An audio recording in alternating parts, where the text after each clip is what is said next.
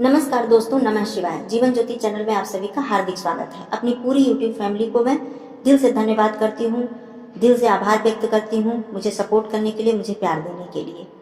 आप सभी का बहुत बहुत आभार। यदि आप मेरे चैनल पे नए हैं तो प्लीज़ मेरे चैनल को सब्सक्राइब कर लीजिएगा, लाइक और शेयर भी कीजिएगा। बेल आइकन को प्रेस करना बिल्कुल मत भूलिएगा और कमेंट के माध्यम से मुझे बताइएगा कि मेरा वीडियो आप सभी को कैसा लगा। दोस्तों, पितृपक्ष को लेकर मेरा दो वीडियो आ चुका है, जिसका लिंक मैं दे दूंगी, आप जाकर चेकआउट कर सकते हैं। ये तीसरा वीडियो है, इसलिए कि वो सारे वीडियो बहुत लंबे ना हो जाएं, इसलिए बहुत सारी बातें थी बताने के लिए, तो मैंने इन सबों को अलग अलग वीडियो में बताया है।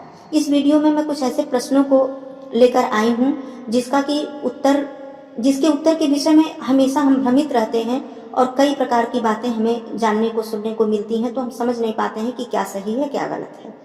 तो आइए जानते हैं ऐसे 10 प्रश्नों के उत्तर जिनके विषय में अक्सर हमें भ्रम रहता है।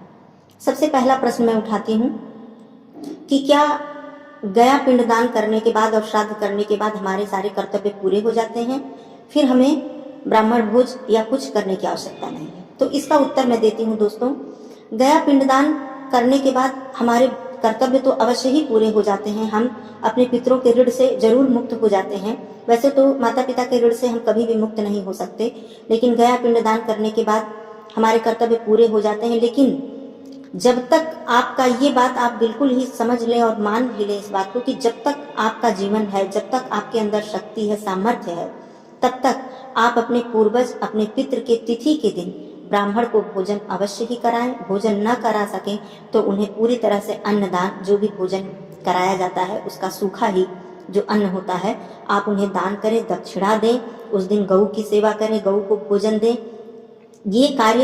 ये मत सोचिए कि मैंने गया में पिंडदान कर दिया है, श्राद्ध कर दिया है तो मेरे सारे कर्तव्य पूरे हो गए। आप पूरे जीवन पर्यंत अपने पितरों के तिथि के दिन ये कार्य करें, ब्राह्मण को भोजन दें। गाय, कौओं, चींटी, कुत्ते और देवताओं के निमित्त उस दिन भोजन निकालें और ब्राह्मण को दान दक्षिणा दें। भोजन करा सके तो अति उत्तम है। ये कार्य आप हमेशा करें दोस्तों, इसमें कभी भी भ्रम मत रखें कि ये कार्य अब हमें नहीं करना है। दूसरा प्रश्न मैं उठाती हूँ, यदि किसी व्यक्ति की एक से ज्यादा संतान है, अक्सर करके ये प्रश्न लोगों के मन में रहता है और लोग इस बारे में भ्रम में रहते हैं। एक से ज्यादा पुत्र हैं, 2 हैं, 3 हैं, 4 हैं, तो एक के पिंडदान कर, या यदि बड़ा पुत्र पिंडदान कर दिया, श्राद्ध कर दिया, तो क्या बाकी पुत्रों का कर्तव्य नहीं बनता है पिंडदान करने का? वो सोचते हैं कि पिता का श्राद्ध हो गया, पिता का पिंडदान हो गया तो वो तृप्त हो गए। नहीं, ऐसा बिल्कुल नहीं है।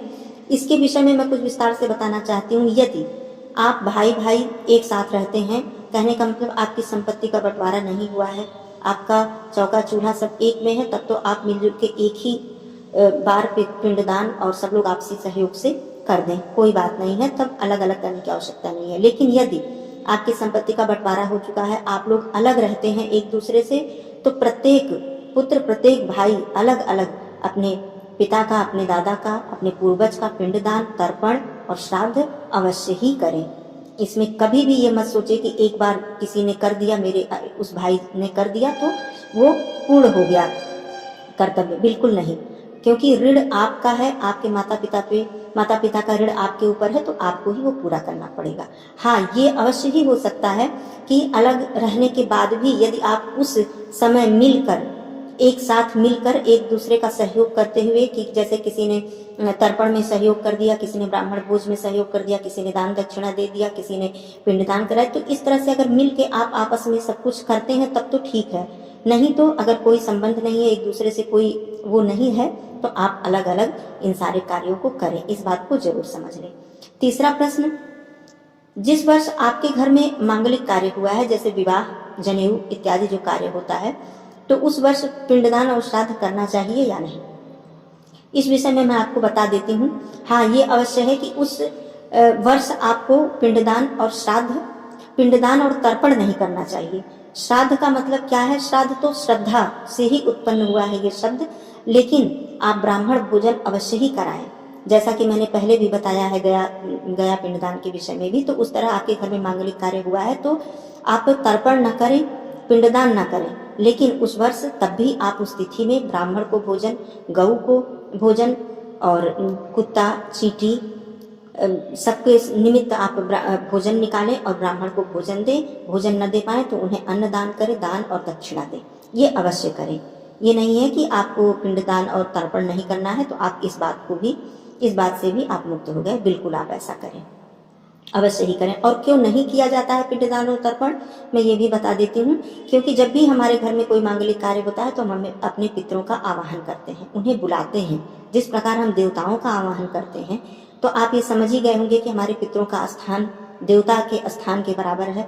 तो उनका आवाहन करते हैं, तो ये मान्यता है कि फिर हम पितृपक्ष में उनका जैसे पितृ विसर्जन किया जाता है अमावस्या के दिन, तो हम उनको विदाई नहीं करते हैं। जिस आवाहन किया है तो हम उन्हें विदा नहीं करते। बस यही मतलब है, यही मान्यता है। इस वजह से हम तर्पण और पिंडदान नहीं करते हैं, लेकिन हम उस तिथि पर भोजन अवश्य ही करा सकते हैं।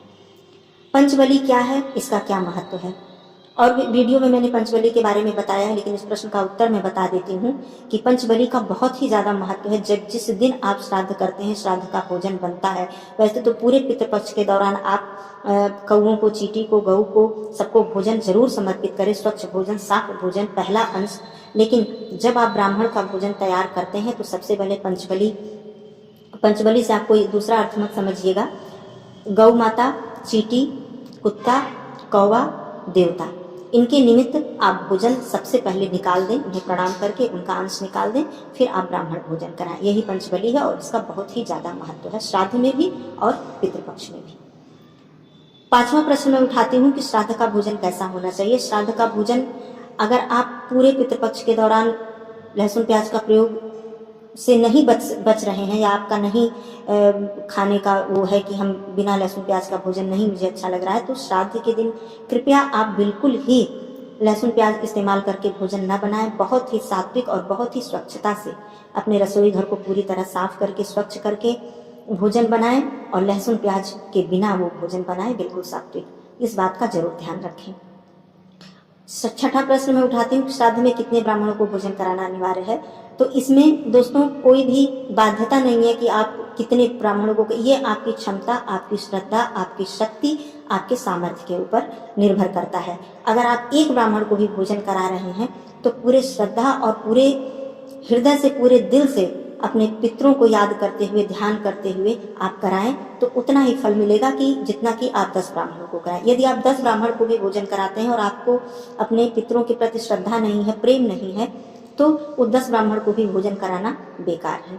और उनके जीते जी आपसे कोई भी त्रुटि हो गई हो, कोई भी गलती हो गई हो, कोई भी दुख पहुंचा हो आपके माता पिता को, तो उनसे क्षमा मांगकर आप एक ब्राह्मण को भी, यदि जैसा कि मैंने विस्तृत बताया है कि कैसे उनका पैर धुलें, उन्हें आसन पर बिठाएं, बहुत प्रेम से बैठकर उनको भोजन कराएं, तो आप एक ब्राह्मण को भी करा देते हैं तो वो बहुत ही ज़्यादा है।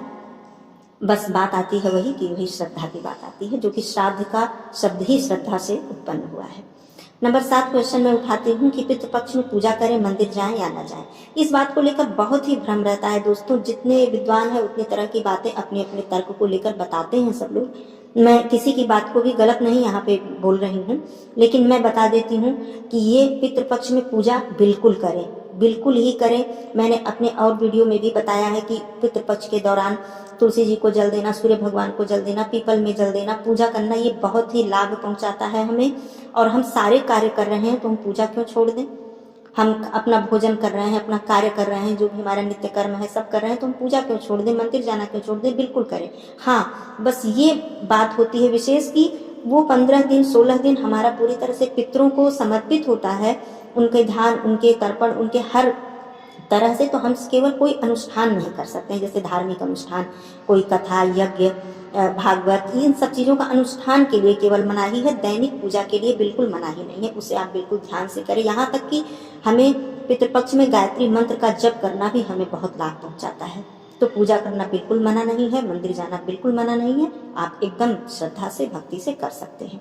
क्या नंबर 8 में प्रश्न उठाती हूँ, क्या स्त्रियाँ पिंडदान कर सकती हैं। स्त्रियाँ पिंडदान नहीं करती हैं दोस्तों, ये हम सभी जानते भी हैं, हो सकता है बहुत से भाई बहन नहीं जानते हैं, परंतु इसमें इस क्वेश्चन को मैंने इसलिए उठाया है, परंतु जब हमारे जैसे जी पुत्र हैं, हमारे पति हैं, माता अपने माता पिता का, दादा परदादा का पिंडदान करने के गया जी जब जाते हैं अंतिम पिंडदान और श्राद्ध करने के लिए, तो उस समय स्त्री को साथ जाना, उनकी पत्नी को साथ जाना बहुत ही आवश्यक होता है। और उनकी सहभागिनी बनके, जैसा कि पत्नी अर्धांगिनी होती है, तो साथ साथ वहाँ रहें और सारे कार्य साथ साथ मिलकर करें, वहाँ जाना बहुत आवश्यक होता है।